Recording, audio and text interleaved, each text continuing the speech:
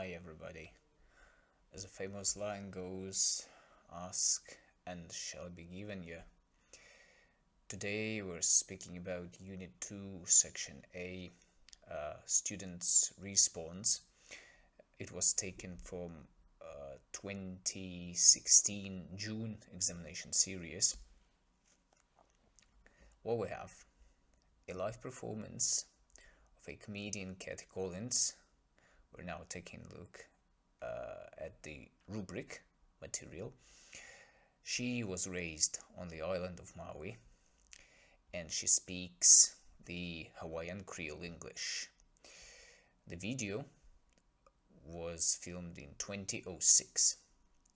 I will attach the link to the whole script, but here is her performance script. After that, I would like to speak to you about some things published by the examiners. First of all, they give their general comment about question 1 and students' performance. First and foremost, of course, they note down that nobody was awarded at level 5, which is a complete failure in my opinion, but they also highlight several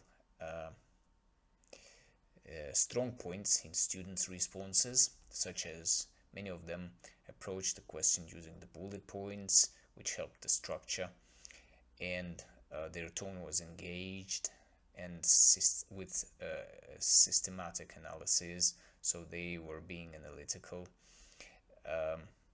We're evaluating top 4 responses, and this one in particular has achieved 20 out of 25 marks.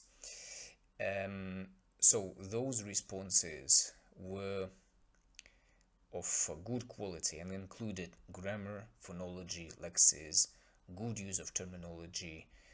They discussed theories such as accommodation theory, overt, covert, prestige, with a lot of examples, with links to the discourse and prescriptivism. In pink, it was in yellow, by the way, sorry to have failed to draw on your attention. In pink, some drawbacks: students did limit themselves and thus achieved some poor performance and were lacking range of whatever. Limited responses were also lacking theories or discourse, and tended to be descriptive, just spotting the features and mentioning them in the written form. So we'll move on quickly to the assessment objectives. AO1 is apply appropriate methods of language analysis using associated terminology and coherent written expression. In their comment in the mark scheme, these are the first 3 bullet points. We've got level 4. We do not have level 5 because it's the unicorn of that session.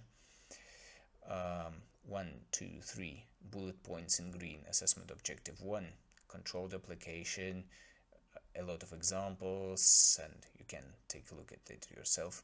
Assessment objective 4, which is explore connections across texts informed by linguistic concepts and methods. In blue, analyze connections and carefully selects theories and concepts. Now you will see the transcript of the student's response. You probably want to pause, take some screenshots. Shout out to the legend, of course,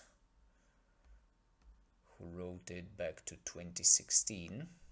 So I'll give you the parts to take screenshots.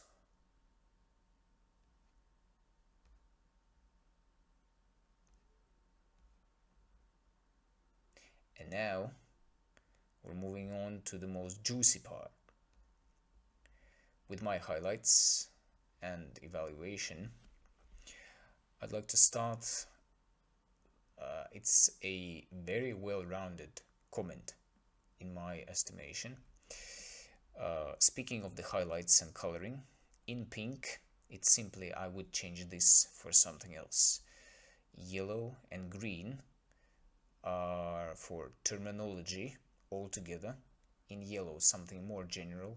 In green, something more particular. In blue, which is underlined, it is exemplification given by the student. Alright, let's move on through it quickly. So the student starts with the phonological features. Here we have a lot.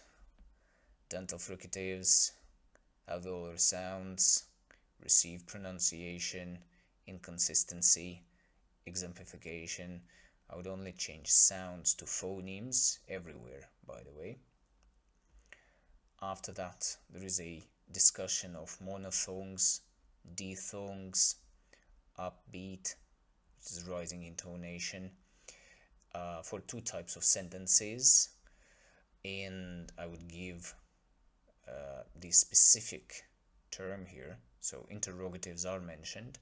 I would add statements, and I've drawn what it means. This is the rising tone. After that, in paragraph 3, we've got consonant clusters, alveolar, intervocalic position, added with simplified articulation, deletion, omission, nicely put. There is a sentence added at the end which will speak about glottal stop as well. A lot of examples as everywhere. After that, the student speaks about morphology. Blendings are mentioned. Gender, number, first person, plural pronoun, we, indefinite pronoun, guys, which simplifies and doesn't state male or female gender. Expression, coinage, pronouns are mentioned. A lot of examples. Just take a look at how much is underlined in blue. All examples.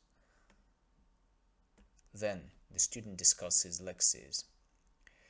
Pidgin, slang, blended words, donna, gotta are mentioned. Caribbean Creole, patois, British vernacular, cockney, bugger and tutu, homies. Mentioned that there is contact of languages, vocabulary, simplified grammar, political and economic power of the United States, and pop culture. American pop culture is also mentioned. Very nicely put. A lot of terminology. After that, we've got a discussion of syntax. Non-standard form of for instead of to. So prepositions are discussed. Actually, there is one example, but in different sentences. Incomplete utterances, repetition, which is reduplication of long, multiple times. Punctuation, emphasis, intensify, limited vocabulary. Nicely put. Wordings are very good. I would only add mode when there is spoken mentioned. That's not something big. In relation to syntax, there is another paragraph with historic present tense for narration. Verbs. Ed inflection is absent. Copular verb to be omitted. Auxiliary verb to do absent. Singular verb conjugation. I believe there is a mistake written by the student, not for the first person but for the third, because in the example I figure pigeon qualify. Instead of qualifies, it's the third person singular. A lot of terminology. I'm really impressed by the use of terminology, and was really surprised to see that it's not level 5 response. At the end, the discourse and some references to theories are made. Hedges, as the particular example, especially in questions, reinforces her identity, and I think the student speaks about the changes from non-standard here to the standard, to indicate that it's not a sole colons variety. So downward convergence, covert prestige, lower status. Her group identity, group membership is mentioned. Nicely put. And the last but not least paragraph speaks about subtle instances. I would call them pragmatics, so something which is in between the lines behind the word. Grice's maxim of quantity and relevance, the cooperative principle, is being mentioned. Nicely put. The example is given. So she diverts from her main argument, and probably examiners would really want more on this. So level 5 means more on theories and everything, more names of people with what they've suggested. So there was an addition about global stops. And let's take a look now what's written in the feedback. So they say that it's a well-structured response, makes confident links between the text and the standard, a lot of terminology used accurately, consistently, range of features are mentioned, language frameworks are given, developments of creoles in relation to gender pronouns, non-standard tense use, reduplication of vocabulary. So student shows knowledge and understanding of variety of English, and also some global varieties and influence, such as the standard American variation and the influence of American culture. The student highlights the speaker's cultural identity and the ways she highlights this in her presentation.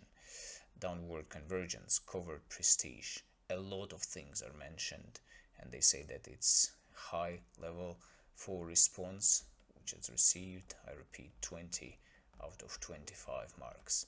Good job, legend. And I hope this one's been useful to you as well. I'll catch you in the next one. Thank you for the attention. Goodbye.